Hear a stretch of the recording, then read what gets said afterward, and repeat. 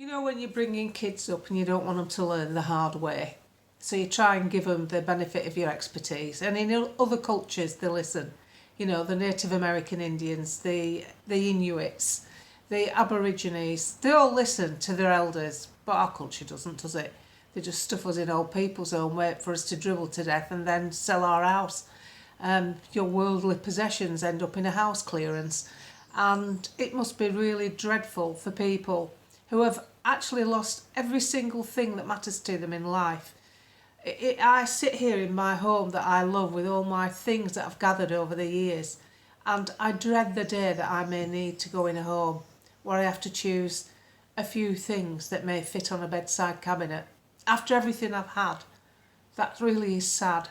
And no doubt that comes at a time when people have actually lost their loved one of many, many years, and family have possibly moved away to different towns or even countries, and our elderly are left to fend for themselves.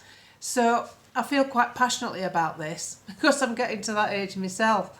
And, you know, my stepdaughter lives in the Midlands. I don't. How do I cope if David dies, if something's wrong with me? That must run through people's minds. So I really feel passionately about, it's the empathy I have for people who lost everything. You know, you've been put in an old people's home with limited personal possessions after bringing up a family, after having birthday parties and friends round for a meal and living a full, abundant life.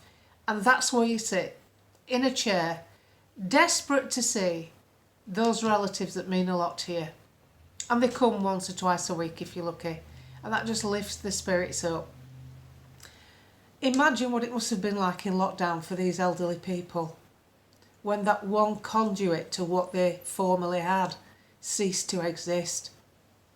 That was unforgivable to me. Absolutely unforgivable. They've got absolutely nothing else left other than that connection to family and friends. Friends have mostly died off once you get to the stage of being in a home.